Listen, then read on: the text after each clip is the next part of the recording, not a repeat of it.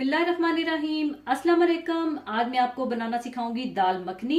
और इसे बनाने के लिए आप ले लीजिएगा काली उड़द की दाल, जिसे धोकर रात को भिगो लीजिएगा और सुबह वो पानी फेंक कर नया पानी डालकर बॉईल करके गला के रख लीजिएगा।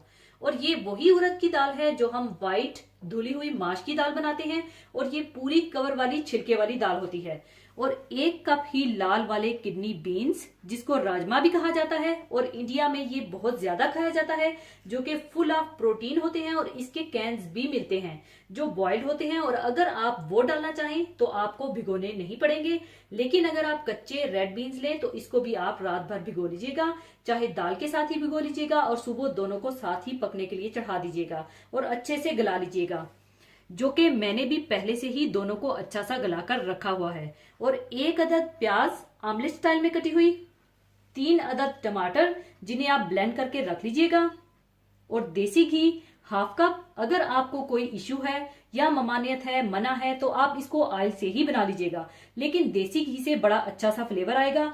और अदरक लहसुन 1 टेबल स्पून ले लीजिएगा, धनिया पाउडर ½ टी स्पून, जीरा पाउडर ½ टी स्पून, सुर्ख मिर्च पाउडर 1 टीस्पून, नमक हस्बे जरूरत, हल्दी 1/4 टी स्पून, कसूरी मेथी 1 टेबल स्पून, गरम मसाला पाउडर 1 टीस्पून, बिल्कुल जूलियन बारीक कटी हुई या कद्दूकश की हुई अदरक थोड़ी सी, बारीक कटी हुई हरी मिर्चें 4 अदद, और ½ कप क्रीम चाहिए होगी।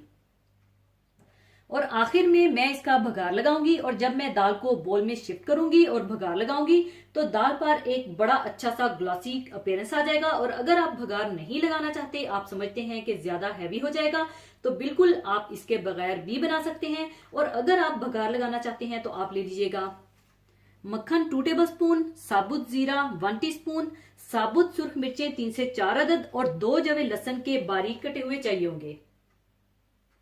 तो सबसे पहले आप पोटैटो मैशर से दाल और लोबिये को थोड़ा सा मैश कर लीजिएगा, ताकि जरा सा इसमें लेस आ जाए, क्योंकि उड़द की दाल में थोड़ी सी लेस होती है।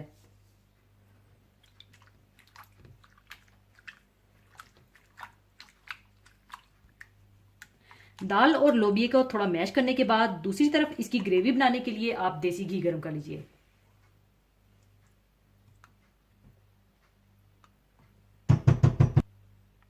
और इसमें प्याज डालकर हल्की सी ब्राउन कर लीजिएगा।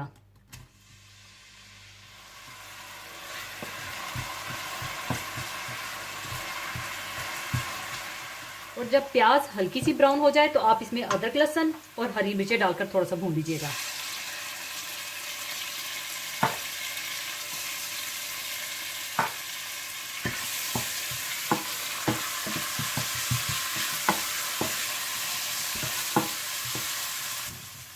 और थोड़ा सा भूनने के बाद आप इसमें ब्लेंड किए हुए टमाटर डाल दीजिएगा और अच्छी तरह से मिला लीजिएगा।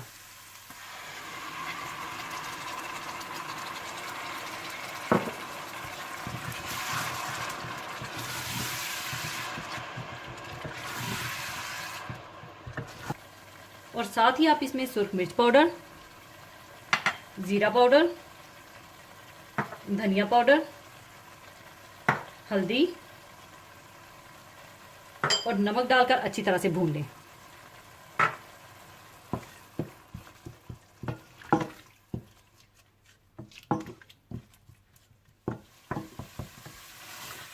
और जब मसाला अच्छा सा भुन जाए तो आप इसमें जूलियन कटी हुई अदरक डालकर अच्छी तरह से मिला लें।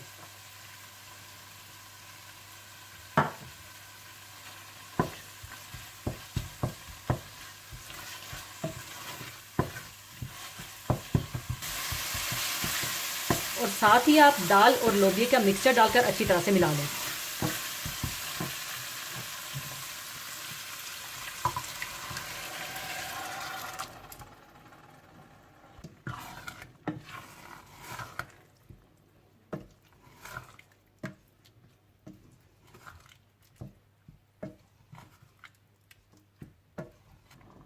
बॉयल आने के बाद आप इसमें डाल दें क्रीम, कसूरी मेथी और गरम मसाला डालकर अच्छी तरह से मिला लें।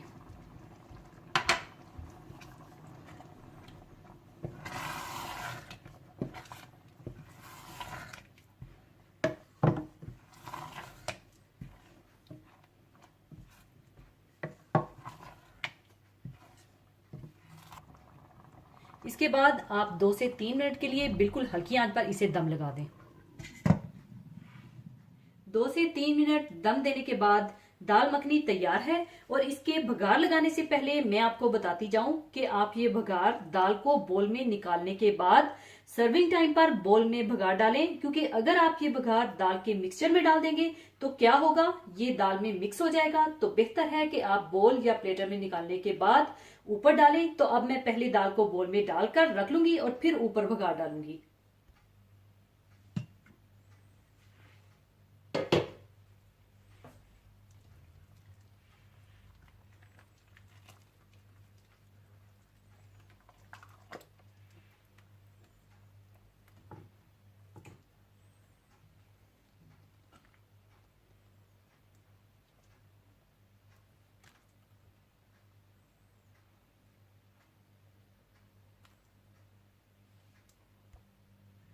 और इसका भगार लगाने के लिए आप मक्खन गर्म कर लें।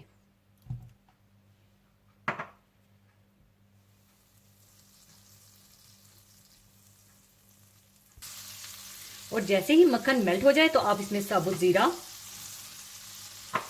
गोल मिर्चें और कटा हुआ लहसुन डालकर फ्राई कर लें।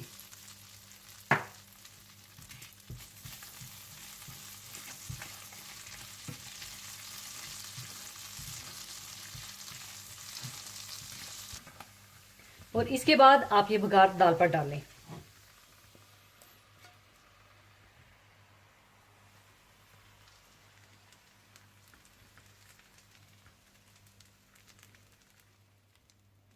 ऊपर आप चाहें तो क्रीम डाल लीजिएगा।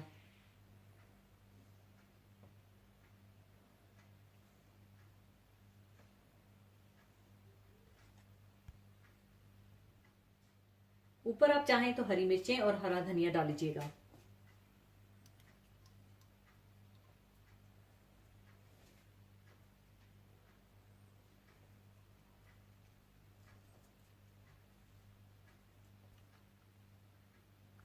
लीजिए, बहुत मजेदार दाल मखनी तैयार है। इसे आप चाहे नान, रोटी, चपाती, लच्छेदार पराठे या बॉइल्ड राइस के साथ सर्व कीजिएगा। तो जरूर बनाइएगा और मुझे दुआओं में याद रखिएगा। और जाने से पहले एक हदीसे पाक शेयर करना चाहूंगी।